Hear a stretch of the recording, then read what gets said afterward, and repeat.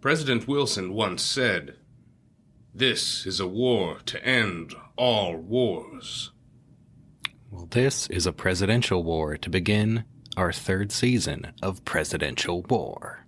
Presidential war. What is it good for? Intellectual stimulation. Say it again now. Presidential war. What is it good for? Best game in the nation. Presidential war.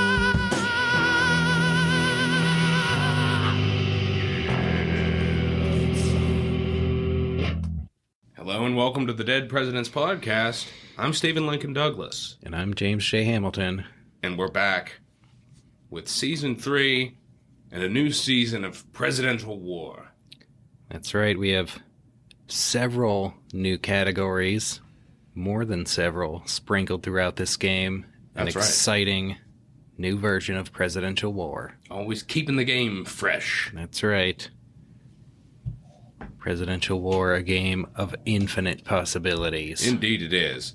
We are going to be playing, talking about choices, the 5-card draw variation of Presidential War, in which we each draw 5 presidents, and then have a bit of a choice to make when it comes to the category.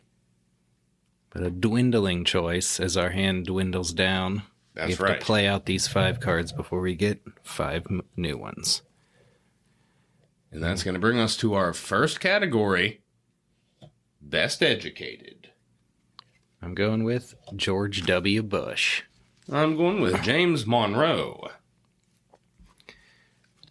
George W. Bush graduated from Yale as an undergraduate.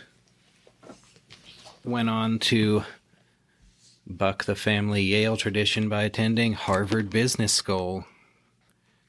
It is not often asked, is our children learning? But you don't have to ask, are George W. Bush learning? Yeah. Because he certainly are.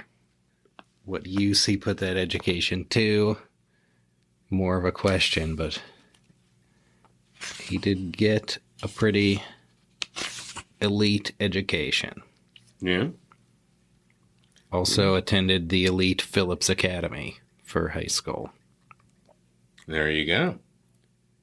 James Monroe studied at Campbelltown Academy, which was quoted as being an excellent school, run by Reverend Archibald Campbell. And he's going to progress through Latin and math at a rate faster than that of most of the boys that are his age.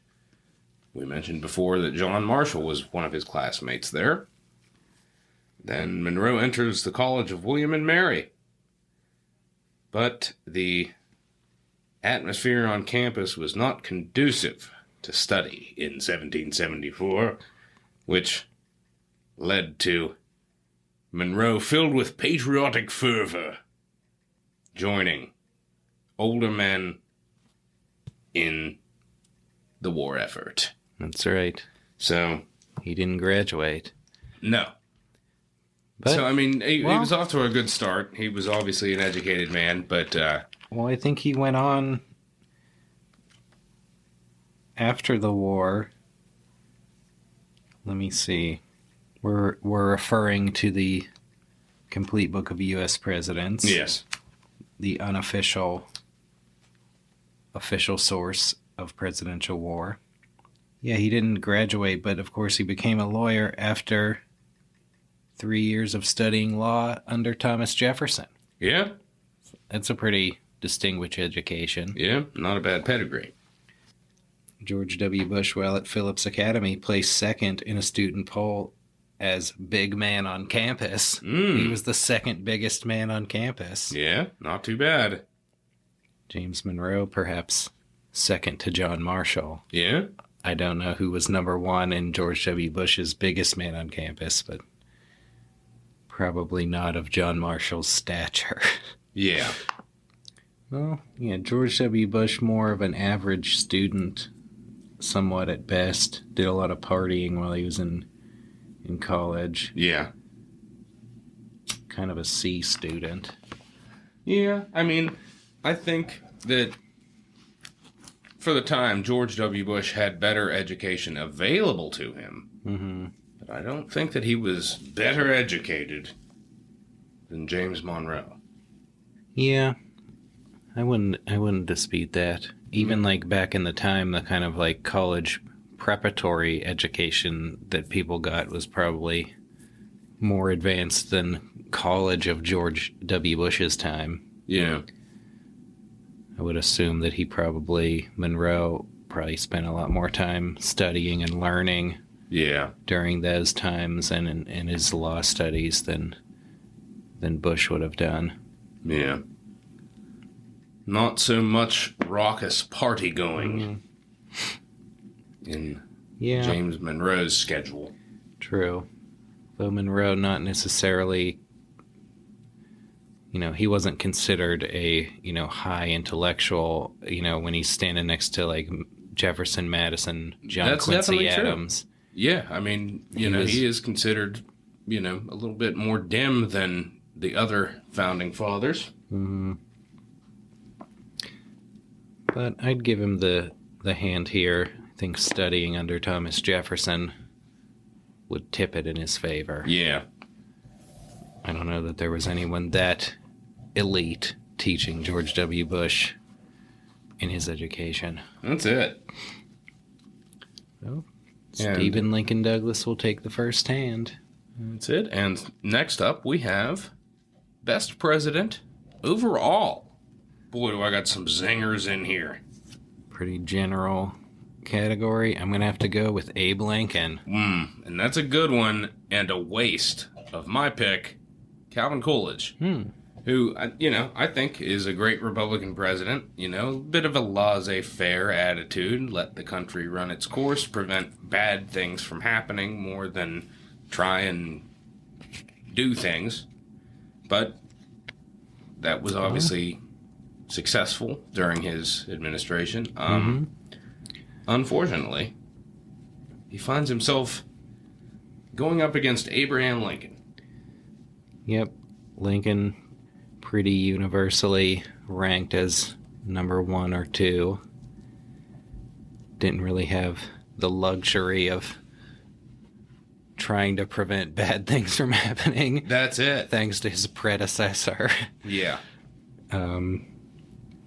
The period between his election and his inauguration, pretty bad things had already happened. Right.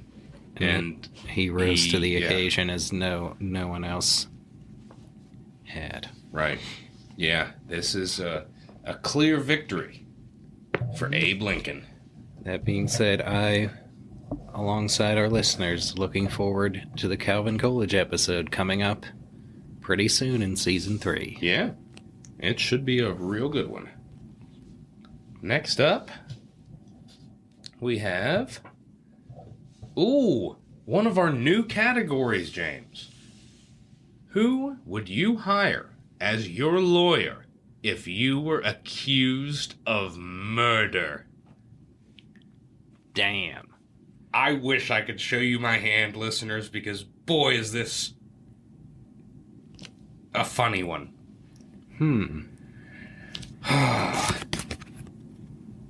We've got some interesting choices. I'm going to go with James K. Polk. Okay, and I'm going with Bill Clinton. Nice. Yeah.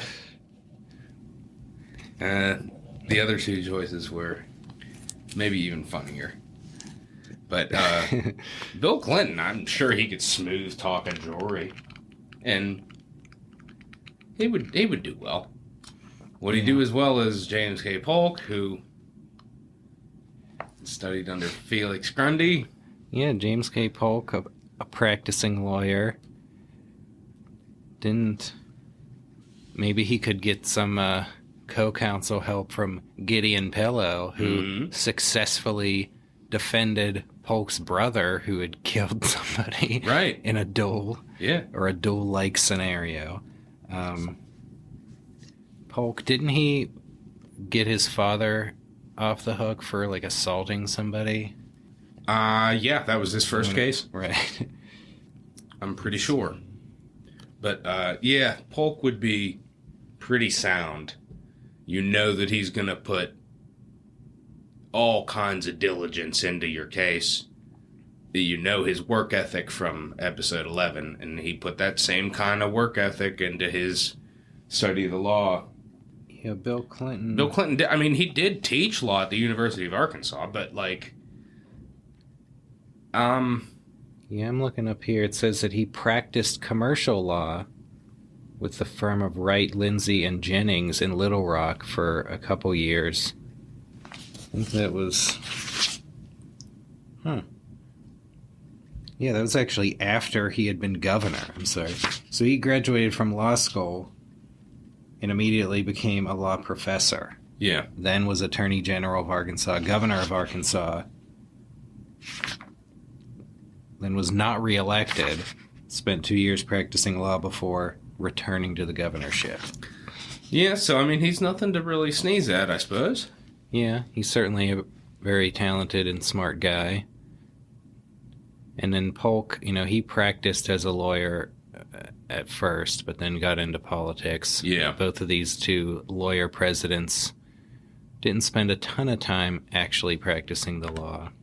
Yeah. I wonder if we should factor in personality. Because Polk's not going to win any, you know, charm contest between these two. In terms of buttering up. He was the Napoleon of the stump. That's true. In terms of his speaking style.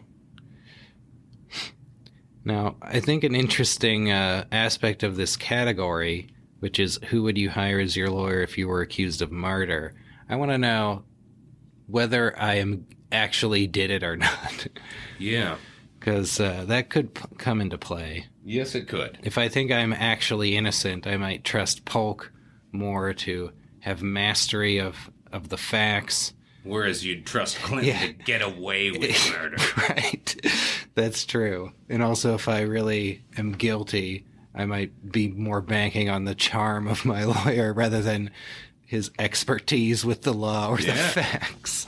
Yeah, that's an interesting factor. Yeah. That it needs must be factored in. Mm-hmm. You know, the category doesn't stipulate whether or not we're actually guilty, though. I mean, Yeah. although it is something that we can factor in. Mm-hmm. I think it's a pretty tough one. Because I feel like in terms of like the letter of the law, maybe Polk would be better. Yeah. But maybe Clinton would be better at working the jury. Yeah, I mean, I feel just in general like Clinton was pretty good with getting away with things. So whether I'm guilty or not, I might go with Bill Clinton here. Yeah, I mean, I'm kind of leaning towards the same. I think Bill Clinton would probably be able to work this out for you. Yeah. So thereby, James K. Polk falls to William Jefferson Clinton. Down to 2 cards in our first draw here. In our next category, biggest partier. This is actually a tough choice. Well, I guess I'm going to go with who, I guess he would have been my second choice for my murder defense counsel, but I'm going to go in Richard Nixon. there you go. I'm going to go with Ulysses S. Grant. Richard Nixon, infamously not as good at getting away with stuff. Yeah, right. Yeah, so we got Nixon and we got Grant in terms of partying, and these guys were both known to engage in some alcohol consumption. Yeah, both Grant drinkers. maybe a little bit more so. Perhaps, maybe both not necessarily in kind of a carefree, fun, party drinking way. Mm-hmm. Well, I picked Grant based on the story that I believe it was like the Indian... The Viceroy of India. The Viceroy of India told about Grant getting drunk and acting like Terry Jones as Martin Luther. And, you know, that with Nixon, there's also stories about him being drunk and, like, asking people to compliment him and shit. Mm-hmm. So, Yeah. that's more maybe more embarrassing than the Grant story. You know. Grant had a lot of embarrassing stories, though. Yeah. Yeah, Nixon That's for would sure. he'd be like drinking in the White House with like paranoia Right. drinking. Yeah. Nixon is drinking more out of paranoia than out of, anything else. And Grant is just one who just can't hold his liquor. Yeah. So it's not necessarily that he's doing more partying. He just can't handle it. Yeah. Yeah, I think overall I'd probably have to go with Grant here. They're just more long-term incidents Yeah. where, he's getting he's being forced to resign from the army as a young man and Right. getting embarrassing stories about him during the Civil War. Mm-hmm. So he was partying. Yeah, Nixon's Despite the partying consequences. was a little more controlled. Yeah, Nixon a little more low-key about it. That's it. I wonder if there are some Oval Office recordings. Where Nixon's drunk? Yeah. Yeah, Yeah. definitely. Well. Or at least it sounds like, Mm-hmm. he has been drinking, Mm-hmm. Well, Grant, of course, number 2 on our top 5 drunkest presidents. That's it. He's going to take the cake here. That's it. It's going to bring us down to our last card in our 5-card hand. And that's who we're going to be forced to go with most underrated. Oh, boy. I've got Ronald Reagan. Okay, and I got Andrew Johnson. And we're going to refer to the C-SPAN amalgamation of historians' rankings. Yeah, I believe we said this was from 2018. Maybe 2017, I believe. Okay. This is a pre-Trump ranking. Mm. So Andrew Johnson is ranked 42nd with only James Buchanan below him. Wow. Ronald Reagan, number 9. Well, I think they're both somewhat appropriately ranked. Yeah, I was going to say, Johnson belongs in the bottom echelon, for sure. Does Reagan belong top 10? I think a lot of people would say yeah, but maybe there's an argument Yeah. that no. Andy Johnson being at 42, I guess you could argue that, maybe he was better than Franklin Pierce or Warren Harding. And of course, you got to remember they actually have William Henry Harrison ranked on here at 38. So that could be another way to move Johnson up a bit if you don't include William Henry Harrison. Hoover is another one that had a pretty dismal administration. We've stated before that this ranking is somewhat flawed in a couple different ways. Going with it as it is. As far as Reagan at number 9, you got at number 8 John F. Kennedy, who I think is clearly overrated on here. Seeing people who are below Reagan, other than perhaps Polk, aforementioned, who we really like. I don't know if there's anyone below him who's clearly should be above him. McKinley? Madison? Yeah. I don't know if Madison... he could probably be a little higher than 17 where he's at on here. Yeah. I don't know these top 10. No, I don't know about that. Yeah, I think Reagan probably ranked somewhere around 10. But yeah, I don't know. It'd be hard to argue that he's underrated. I don't know that he could be more than maybe a couple spots higher in even the eyes of some of his biggest fans. Yeah, it would, of course, depend on who you ask. Some people might think that Reagan is better than Dwight D. Eisenhower, who's at 5. Some people might think that he's better than FDR, who's at 3. That's a tough one to gauge because that's really going to come down to what an individual thinks of him. Like, looking at it from an objective standpoint, 2 or so spaces up or down seems to be where he's at here. Yeah. Yeah, it's hard to say against Johnson. I mean, Yeah. I kind of think Johnson is probably right where he belongs here. Yeah. He's definitely ahead of Buchanan, but Mm-hmm. I don't know that I'd put him ahead of Pierce. No. Yeah, it's tough with some of these ones at the bottom. In terms of seriously underrated on here, you got John Tyler at 39. But, pretty much Andrew Johnson's where he should be. Mm-hmm. He does belong in the bottom tier. Like, if you reordered this, he might move up 1 spot, but probably not more than that. So I think on that basis, I would go ahead and hand it to Reagan. Yeah, I'd agree with that.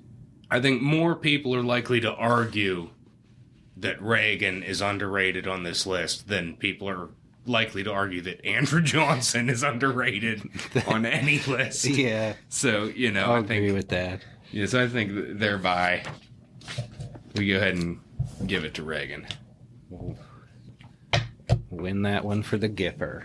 That's it. And that'll mean it's time to draw 5 more cards and see which chief executives we end up with. Well, our next category is post-presidential accomplishments.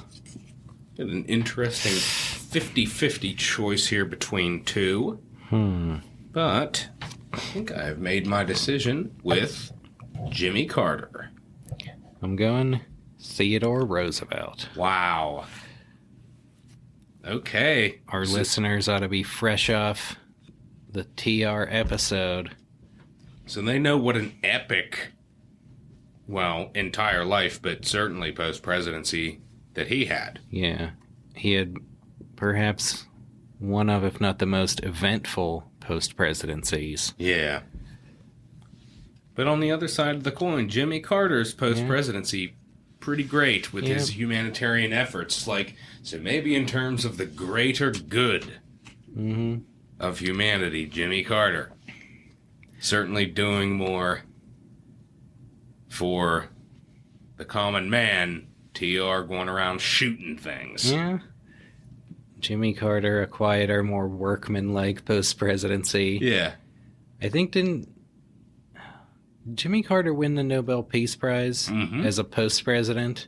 Yep. TR, of course, been there, done that as president. Yeah, that's Certainly would not be winning any peace prizes as a post-president when he spent a little bit more time warmongering. Yeah, that's right. And that's the one thing against TR here with post-presidential accomplishments is, as our listeners know, 1912. Yeah.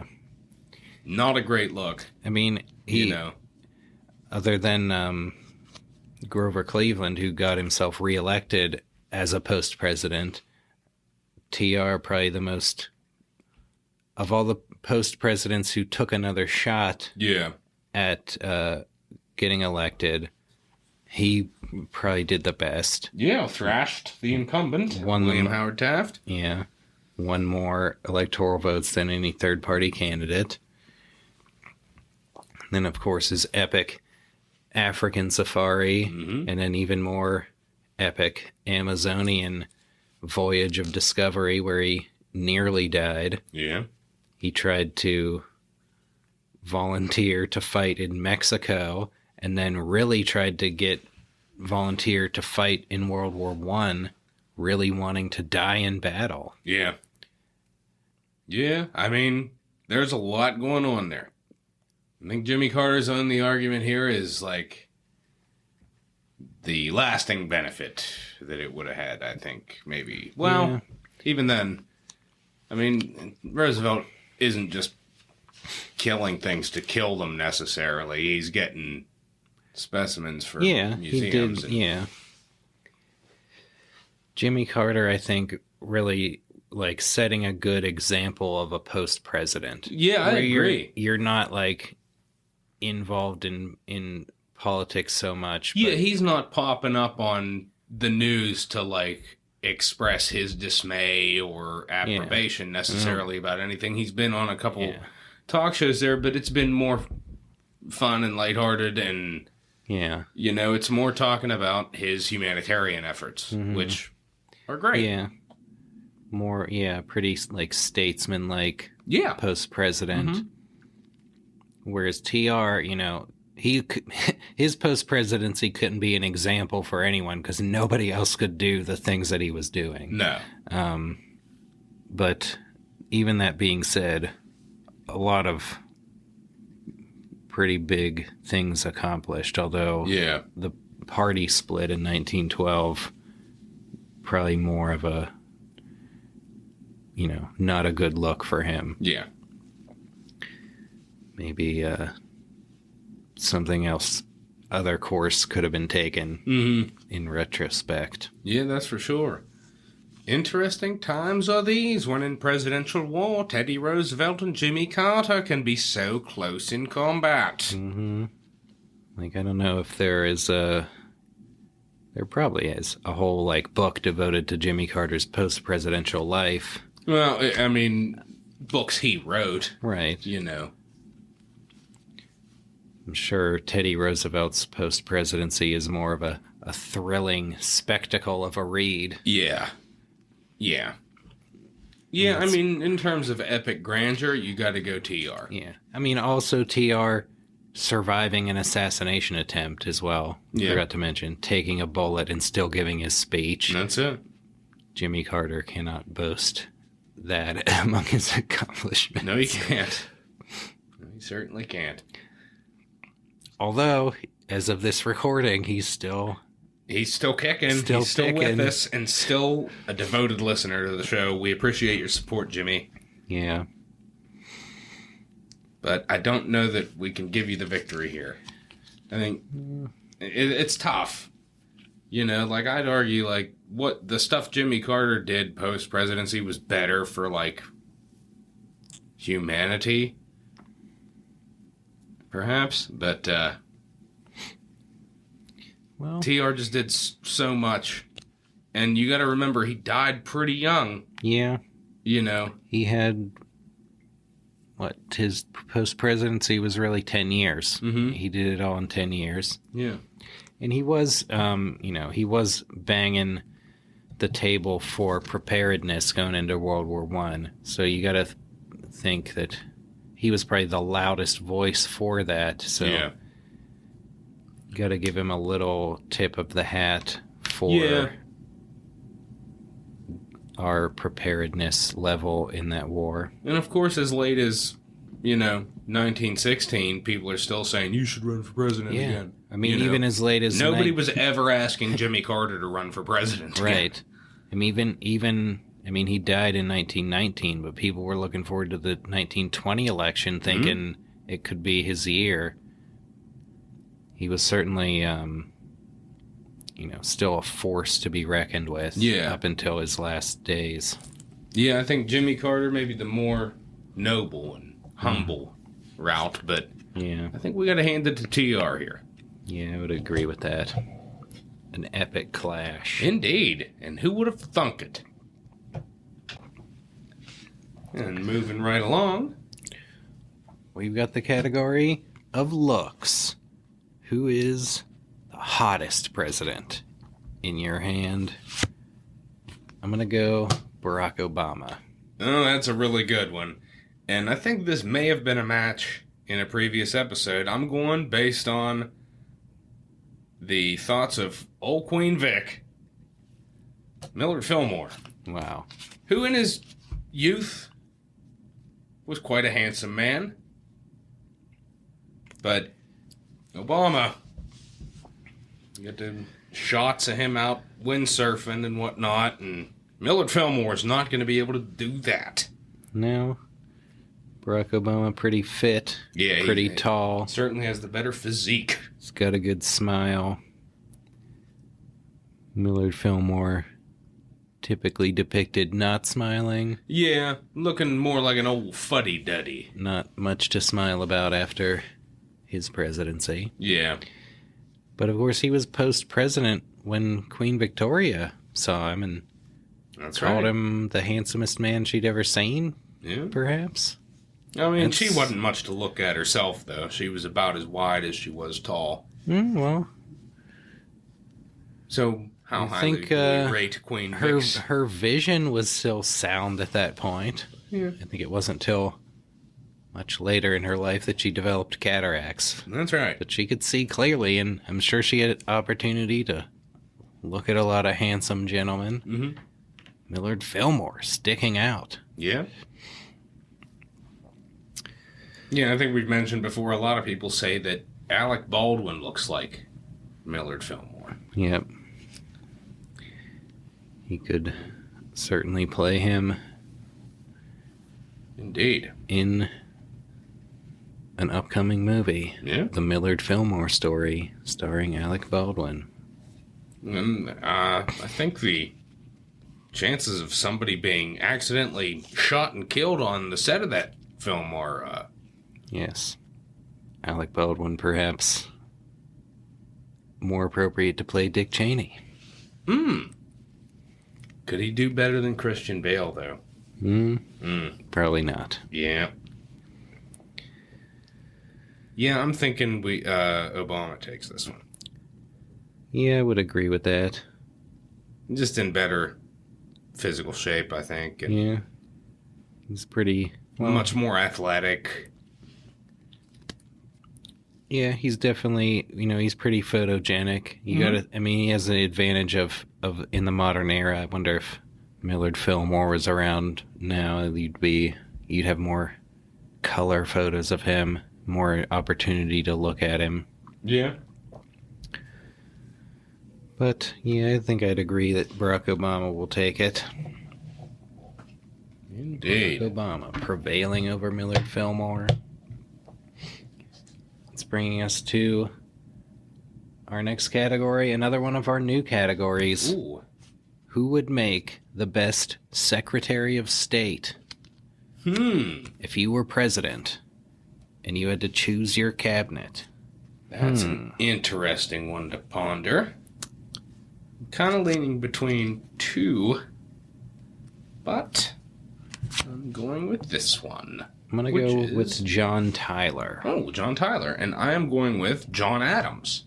Wow. I think if John Adams hadn't been put into the vice presidency, he could have been a pretty good Secretary of State. Oh, yeah. He certainly had the background to do it. And he would have been much more delighted to be Secretary of State than Vice President. Certainly. So I think his attitude would have been better, and his, adherence to the job would probably be pretty great. Like, he could have been really, really good. Yeah, when I was thinking about this new category, I definitely thought of John Adams as far as presidents who had not actually served as Secretary of State, who would have been great choices for that position, and John Yeah. Adams stands out. Perhaps, not many men at the time had diplomatic experience to equal his. Yeah. Perhaps really no one did. I think he probably even had more diplomatic experience than Jefferson or Franklin by the time Yeah, I think he becomes probably vice did. president. Really. He got a lot accomplished. I mean, what a great Yeah, pre-presidency for John Adams. yeah. He served in Paris and England and the Netherlands. Yeah. Yeah, he's doing some really important work. He's dealing with a lot of different people and a lot of important people. Mm-hmm. Obviously we've talked about his meeting with King George III. Mm-hmm. He's a great man for the job. Mm-hmm. I went with John Tyler. John Tyler, we talked about him being underrated. Mm-hmm. He is kind of quietly pretty impressive foreign policy Yeah. achievements as president. We talked about him on our just our last top 5 Monroe Doctrine invocations. He was That's on, right. on there for reasserting the Monroe Doctrine. His dealings with the Republic of Texas and Mexico playing. And, of course, he sent the first diplomatic mission to China to open trade with China. So That's right. The Treaty of Wangia. he had some pretty solid foreign policy achievements, pretty staunch expansionist and believer in American foreign power. Yeah, he would certainly be an effective Secretary of State. That being said, I think he pales in comparison to John Adams, Yeah, I think so. who also I, sired the number 1 actual Secretary of State, John Right. Quincy Adams. yeah, that's just it. I think John Adams, a tough one to beat there. Yeah. I mean, in terms of presidents that weren't Right. Secretary of States. And in their frankly, own right. even those who were. That's just it. I was just going to say, I he don't could know give that- them a run for their money, Right. I think. I think he'd give almost anyone a run for their money. Yeah. In fact, one day we may have an epic clash of John versus John Quincy in that category. Ooh, we very well may. And another thing to ponder there is if John Adams was George Washington's Secretary of State and Alexander Hamilton was Treasury Secretary, how would things have played out in terms of the Federalist Party without Jefferson's input at such a lofty position? Mm-hmm. It's interesting. Yeah, it's hard to say. So many possibilities. That's Indeed. what's so great about presidential war. That's right. And that's going to bring us to who would make the best Treasury Secretary? Another new category. And another interesting choice. We're down to 2 cards in our hand. I'm going to go with Benjamin Harrison. Okay. I'm going with Harry S. Truman. The reason I picked Truman was because of the, haberdashery background with business and finances, although that didn't really work out great. Yeah, not very successful as a private businessman. There's not too much background for Treasury Secretary in the Harry Truman line, but I took a gamble. I wanted to save the last card for something that I thought maybe would be more fitting. That's the gamble you take in presidential war. I could get pretty well shafted if the next category doesn't come in my favor. Benjamin Harrison. He spent his early career as an attorney, somewhat That's it. successful. Obviously coming from a family of esteemed politicians. Yeah. Spent time in the Senate, a vigorous supporter of pensions. Yeah. His presidency, known for the $1 billion Congress that spent a lot of money, enacted the McKinley Tariff, the Sherman Antitrust Act, some somewhat sound financial measures. But then you got the Sherman Silver Purchase Act, Mm-hmm. which ended up being a disastrous financial measure that had to be repealed a few years later. That's right. You'll remember that from episode 23. I don't think Harrison himself was necessarily pushing for that, although he conceded to the compromise version of it. Yeah. He was a gold standard man, so I don't think you'd have to worry about him as Treasury Secretary. He was a sound money man in a time of financial fluctuation. That's it. I think he would be pretty effective. Truman, I think, would be effective. I think he would do his best and he would do pretty well. I think maybe Benjamin Harrison's background would lead him to a bit more success in the role than Harry Truman. Yeah, I'd probably give Harrison a little more of an edge. It is agreed. Benjamin Harrison takes the category. These are some of our interesting new categories, That's it. making for an exciting game. And it's going to bring us down to our last card of this particular draw. Who would you pick first in flag football? And I called it, listeners. This is flag football. So William Howard Taft probably not going to do me any favors. Well, I'm going to be picking Lyndon Johnson. And Johnson, tall, pretty athletic, probably make a good quarterback.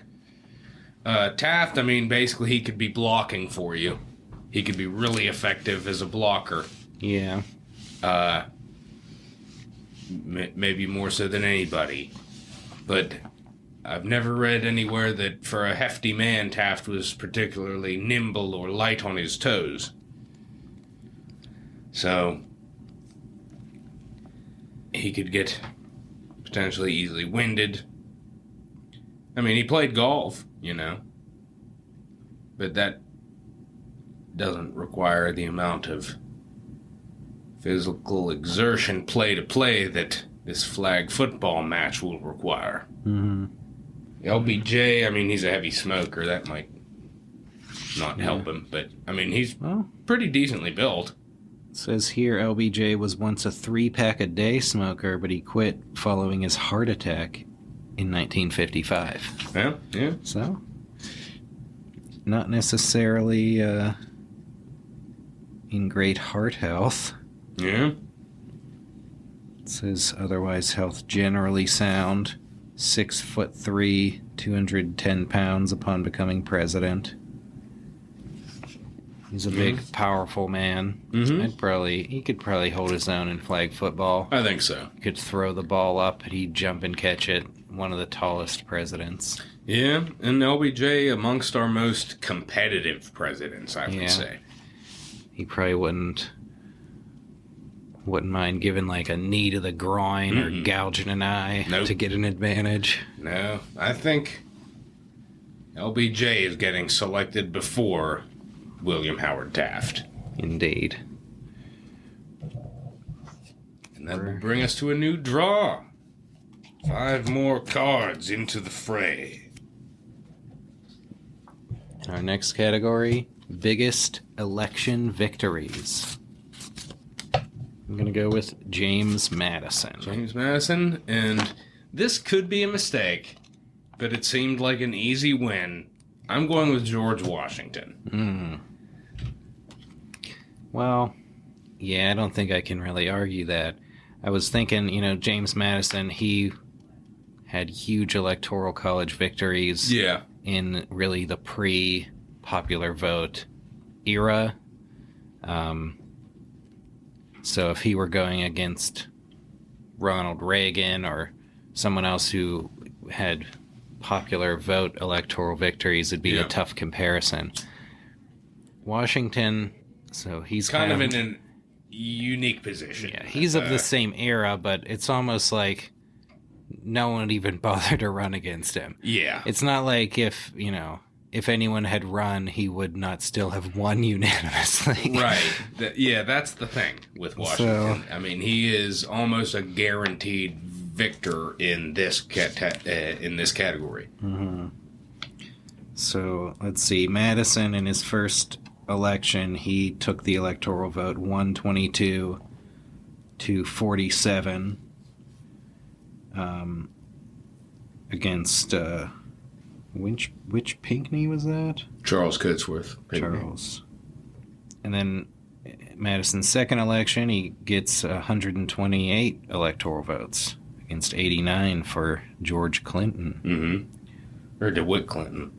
He ran against DeWitt Clinton. George Clinton was a vice president. Oh, that's right. I mean, he did well. Pretty dominant. Obviously, yeah. Pretty dominant. His most maybe his most momentous and hotly contested electoral victories were against James Monroe in his initial. They ran against each other for his initial congressional seat, and then to get the party's nomination in 1808, Monroe, an outside challenger there, Madison staving off all those challengers. Whereas Sure. George Washington, so formidable that no one even dares challenge him. Yeah, that's it. I mean, I think.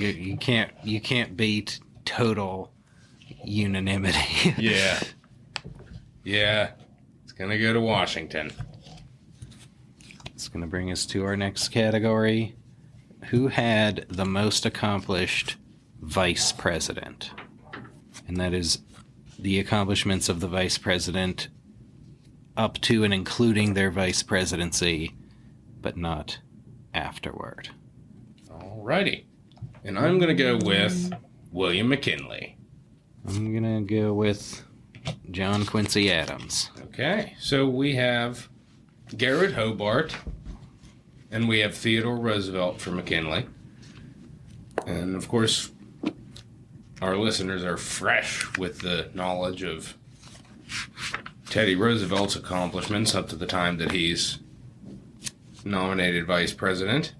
And Garrett Hobart on our list of top 5 most accomplished vice presidents. Right.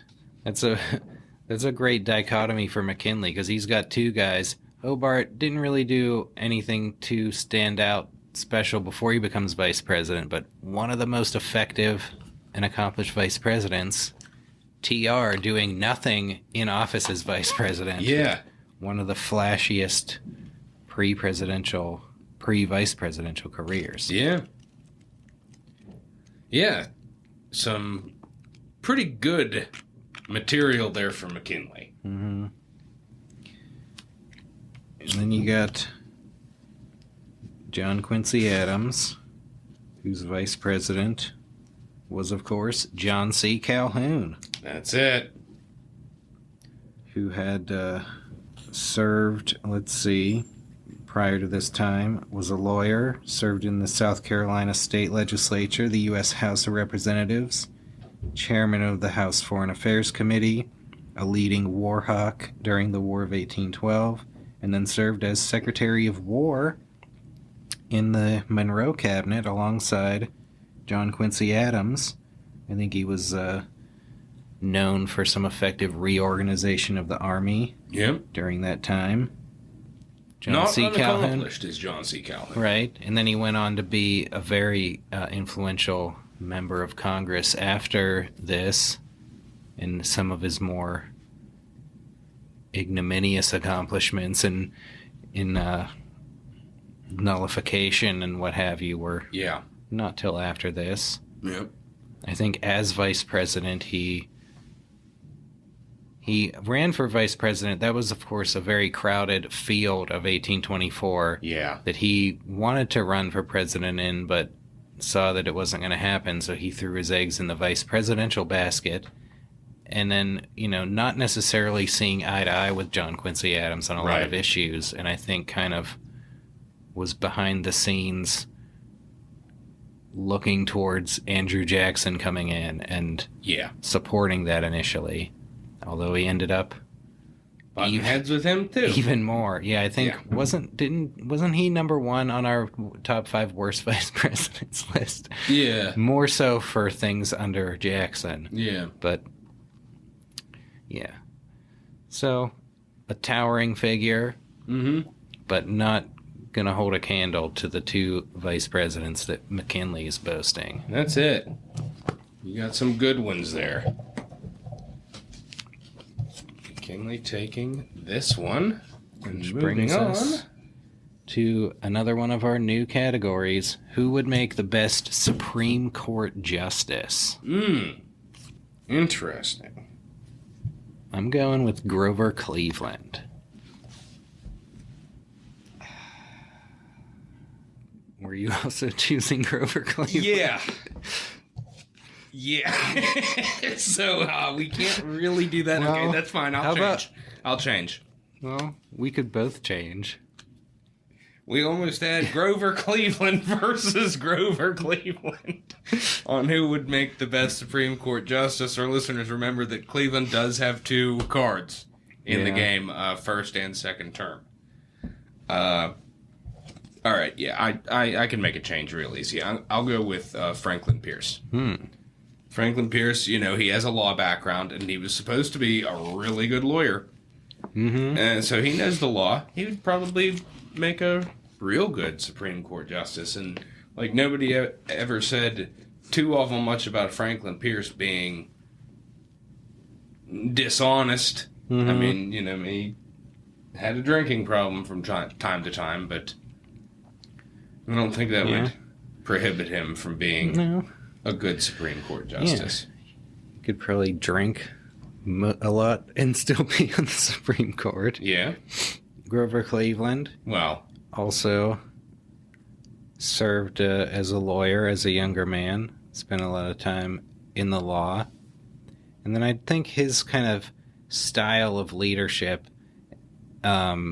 as governor and president, where he would just he would read every word of a bill before signing it. He would just take it in, very, very detail oriented. yeah. Very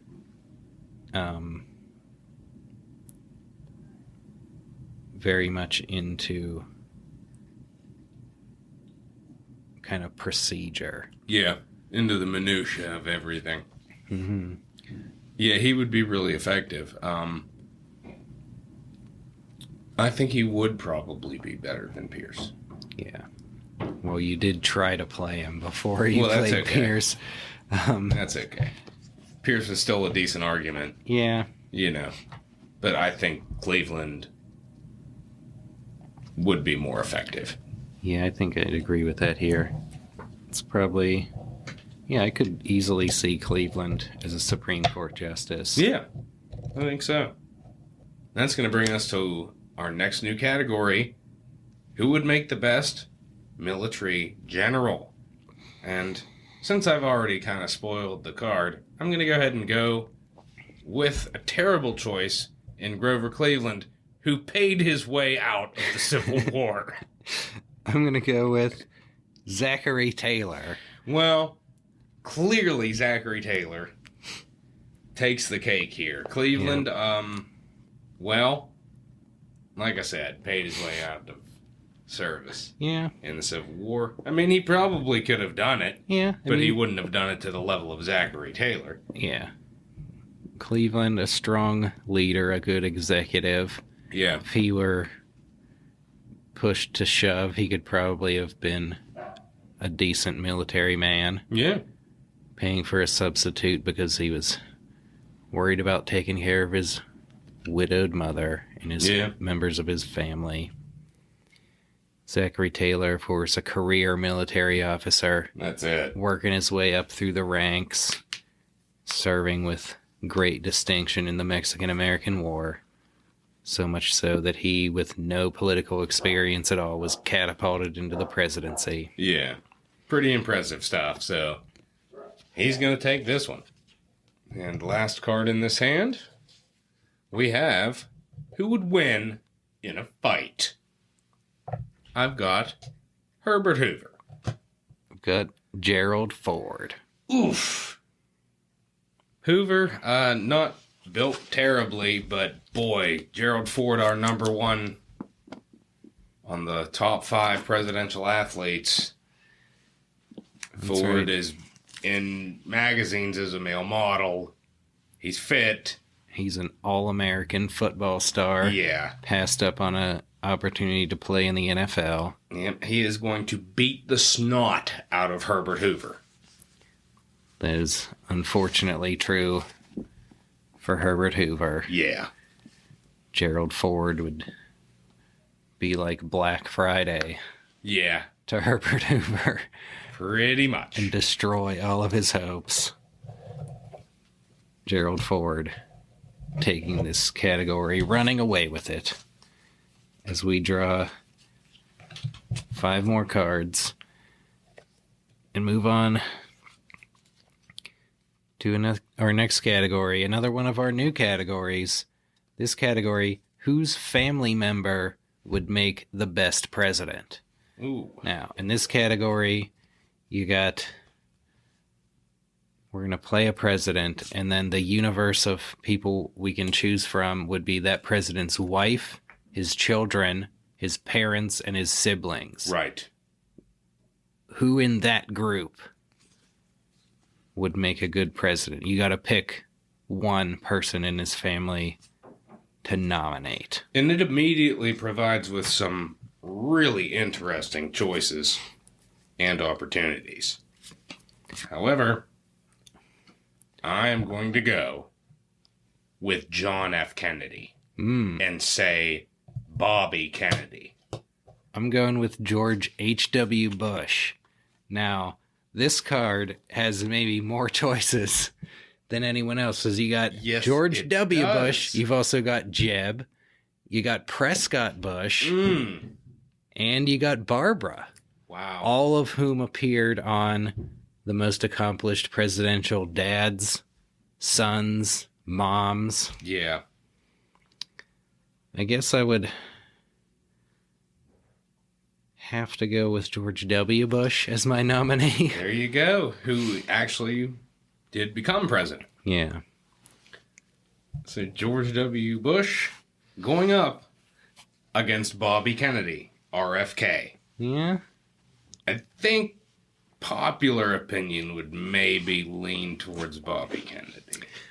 I mean, I think Bobby... Yeah, I mean, as much as W was kind of a charismatic, you'd have a beer with him candidate, Bobby would be very popular. Yeah. I mean, if you... And he was very popular until he was He would have... assassinated. He probably would have been president if he weren't I assassinated. think that would have been the case for sure.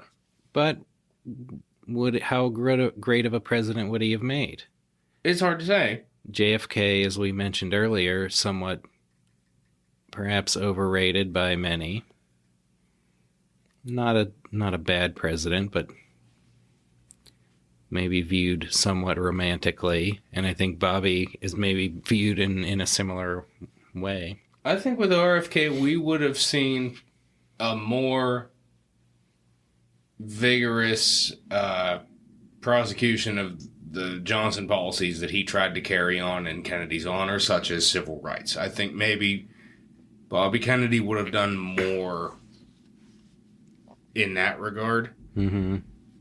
But how he would have handled Vietnam and all that, it's a tough situation for any president there. I think he would have... I don't know what his stance on Vietnam was as of 1968. Well, I think that he was more in favor of trying to end it than was Johnson. Mm-hmm. But of course Nixon, he got in there and eventually did end it. Yeah. But even then, some of those decisions to escalate things before bringing them to an end, increased bombings and all that. Well, you got to go Hard to out. say. You got to go out with a bang. Yeah, that's it. It's Yeah, this pretty is a interesting pretty good because battle. you got George W. Bush, who was solid as a president. Some people at the time were saying he's one of the worst ever, but that's been said Well. about all the presidents since him as well. Yeah, I know. Well, and I don't think he's one of the worst ever. I think there's certain things that are terrible, and there's certain things that were pretty well handled. Yeah. Yeah, as we look back, When you think about No Child Left Behind and the Patriot Act and stuff, those are pretty bad. well, But overall, he's definitely not amongst the worst presidents in history. no. I mean, he's probably somewhere around the middle or somewhat a little bit below middle. Which is probably where I'd put Kennedy. Yeah. I mean, I'd probably put Kennedy above W, Yeah. but Would Bobby be as good as Jack? It's hard to say. Would he be his own man, or would he be trying to rectify the mistakes of his brother's presidency? Yeah. It's hard to say. I think he probably would have been all right, but it's a tough call. Mm-hmm. Well, you know, because you're thinking about the times, too. Like, if George W. Bush came in, you know, when we're talking about Bobby coming in, that's a different story, too. Yeah. You know? And then you'd But have then to talk how does- about, like, how would Bobby Kennedy have dealt with 9/11? Yeah. You know? Perhaps the tiebreaker, who would make a better president, Ted Kennedy or Jeb Bush? We can Yeah. just keep going down the line, and then we can go with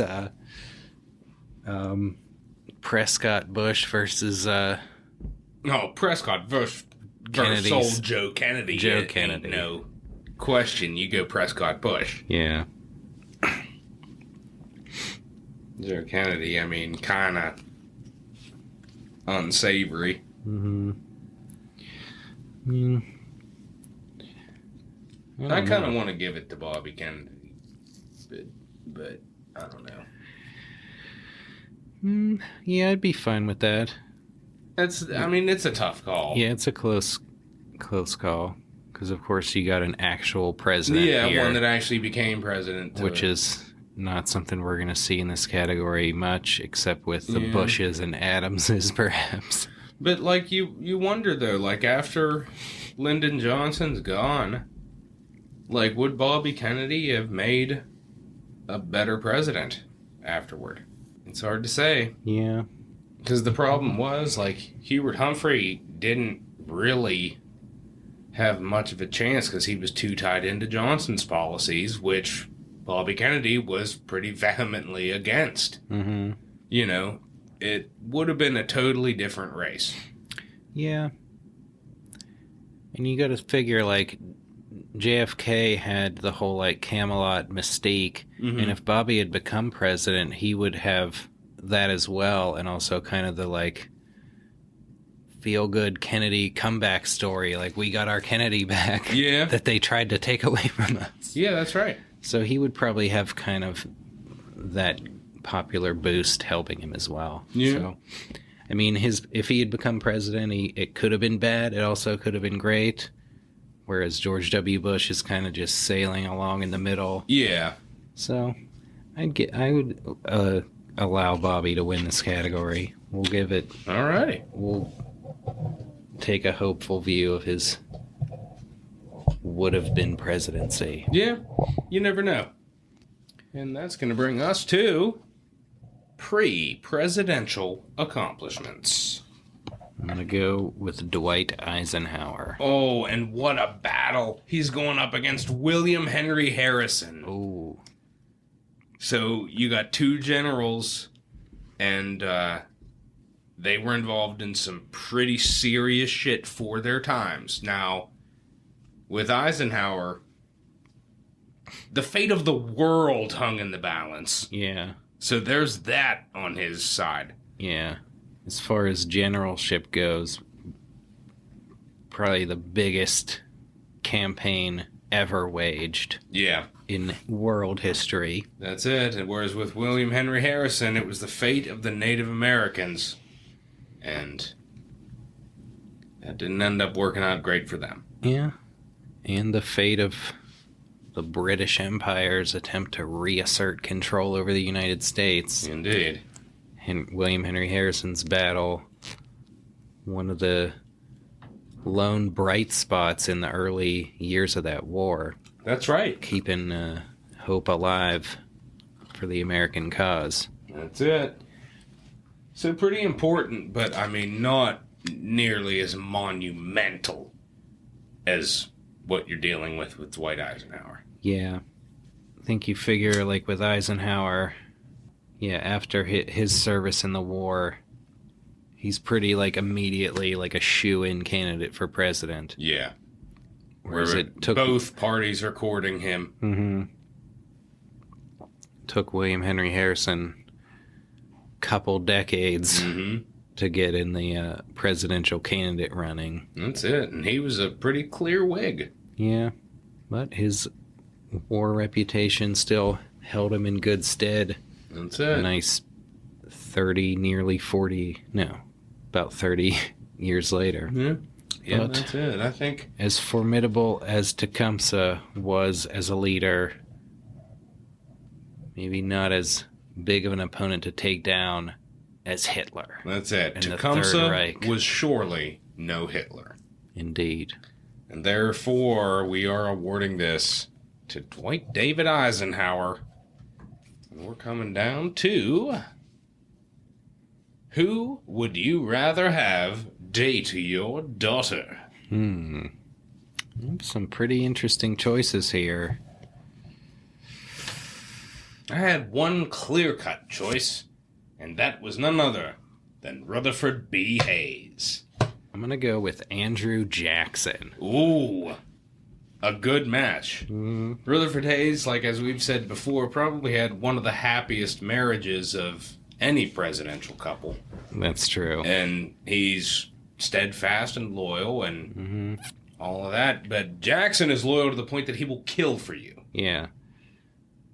Jackson fiercely protective Yeah. of his bride. Definitely very loyal. Had, another president in my hand known for infidelity. Didn't have any hesitation to play Andy Jackson.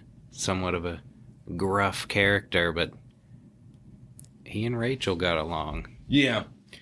The thing is, as a parent, do you really want to be a part of all that? Like where the guy's actually killing someone?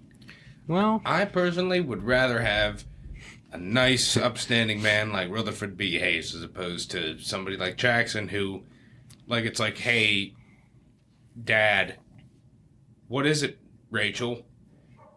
Andrew shot and killed a guy that looked at me wrong. You know what I mean? yeah. Well, yeah, I can't argue with that. Rutherford B. Hayes, yeah.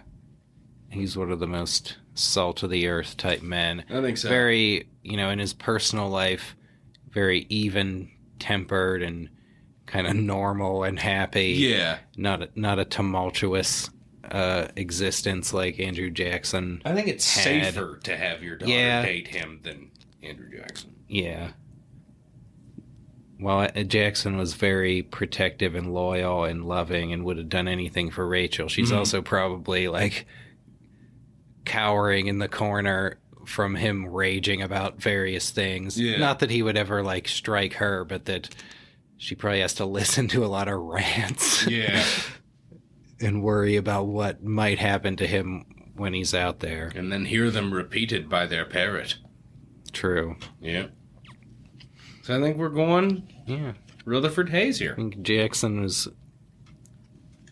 Yeah, he's an unexpectedly strong card in the category, but Hayes, a very solid husband. Indeed.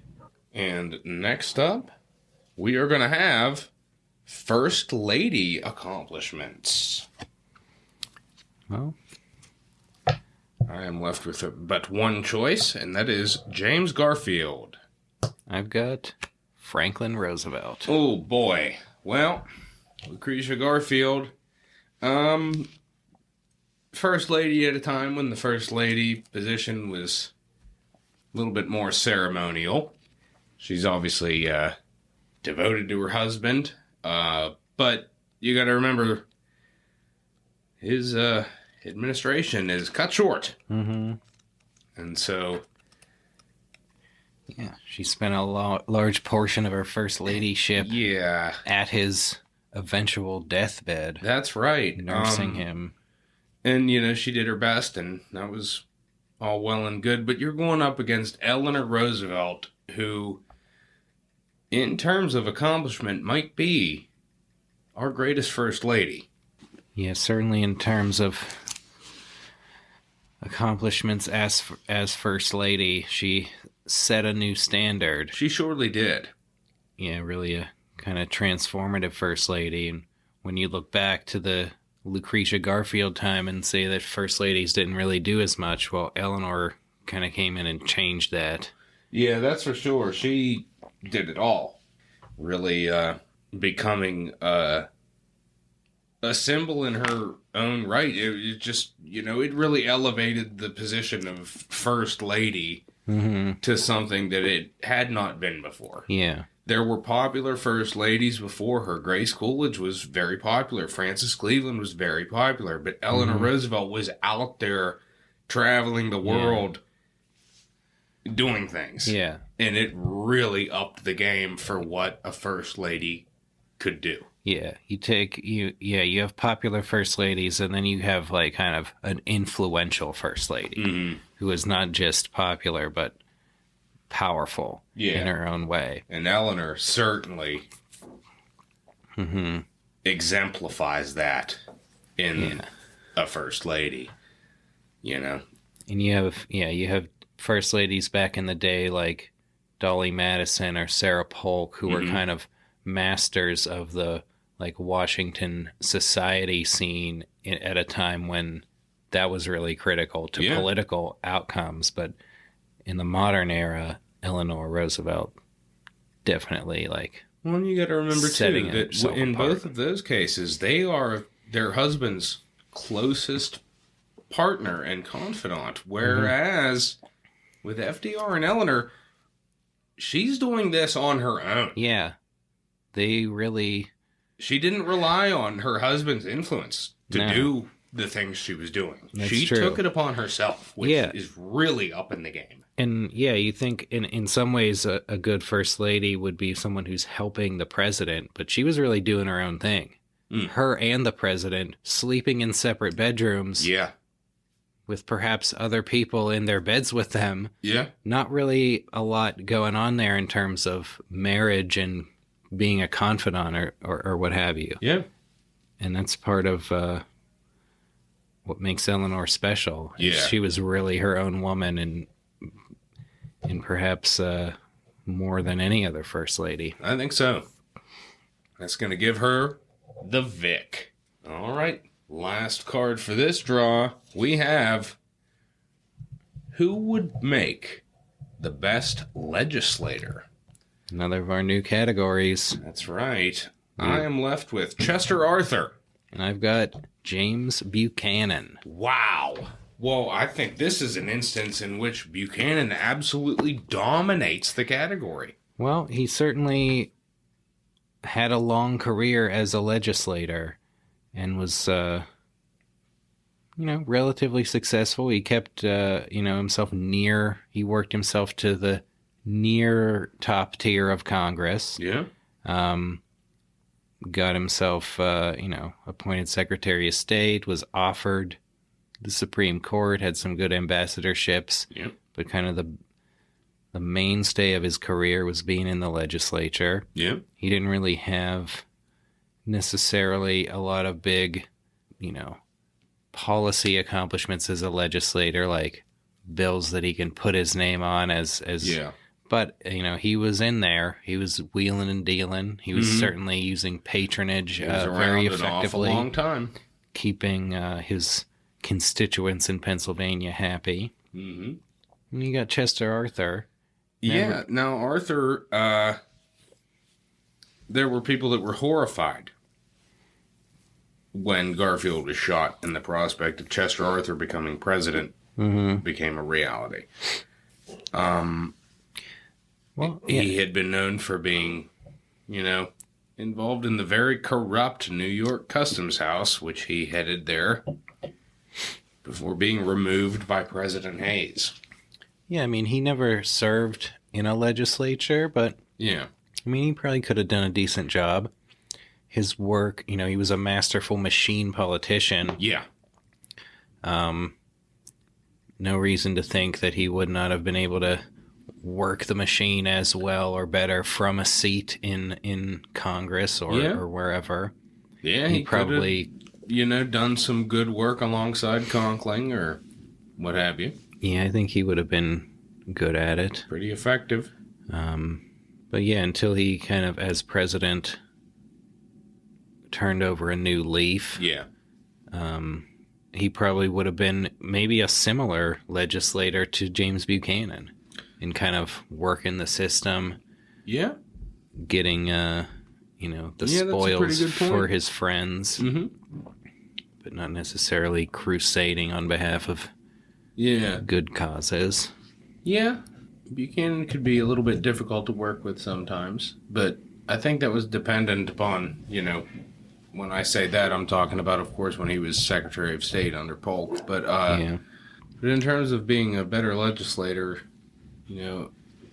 I lean towards Buchanan here because I think his attention to detail would be better. Maybe Arthur would be better at like the backslapping aspect and wheeling and dealing, but I think from a work standpoint, Buchanan would probably be stronger. Yeah, I think I'd give it to Buchanan as well. I mean, I think Arthur could have been a good legislator, but I would think that it really, in the best circumstance, he would have been like James Buchanan. Yeah. So, given that, I don't think I could choose him over Buchanan, who has the track record to prove it. Yeah, that's it. Mm-hmm. It goes to old 10-cent Jimmy. And now we're down to our final 2 cards. Yep, we just get a 2-card hand this time, and we're down to 2 categories. That's it. The first one being First Lady Looks. Well,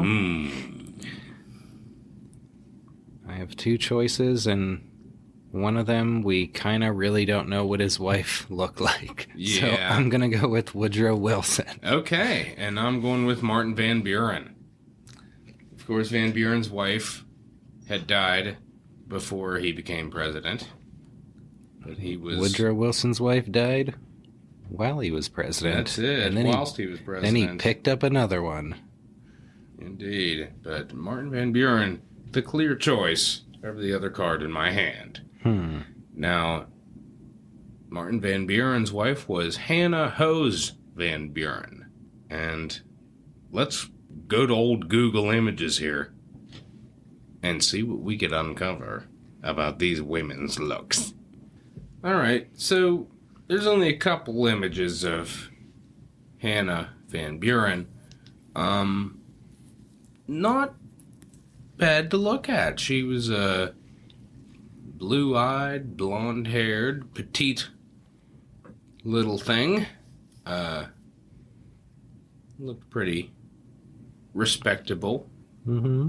She was described as being pretty shy. Yeah, not too much to go on, really. Yeah, she, of course, predating the age of photography. We can only go by paintings. That's it. There's Woodrow Wilson. He had Ellen Wilson, who died, and then Edith Wilson. Both of whom maybe a little more matronly Yeah. as first ladies. There's a couple pictures of Edith Wilson when she's younger, where she looks pretty good. But, I'm leading towards Hannah Van Buren. yeah, I'm gonna have to agree with you there. I'm gonna have to say Woodrow didn't choose Edith for her looks, but she had many other attractive qualities. That's it. The enigmatic Hannah Hose Van Buren. Taking the category. And that's going to bring us down to our final draw. Our final category, which is who would make the best Attorney General? And I'm left with Thomas Jefferson. Oof.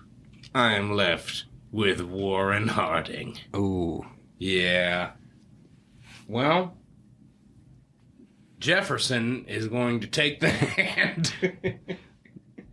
That's true. For a plethora of reasons that I can't get into right now. Jefferson. Jefferson, did study the law, didn't really spend much time practicing the law, but he was very learned. Jefferson, very intelligent, very good at whatever he sets his mind to. You could easily see him as an attorney general. Yeah, you could see him in almost any position. Warren Harding, not a lawyer, No. so he's somewhat handicapped there. Nope, he's a newspaperman from Ohio. Mm-hmm. Spent a lot of time in the Senate. A good party man. Yeah. His skills not necessarily translating well to the attorney generalship. Yeah, I'm going to agree with you there. This one, pretty clearly, a Thomas Jefferson victory. Indeed. And that brings us, dear listeners, to the card count.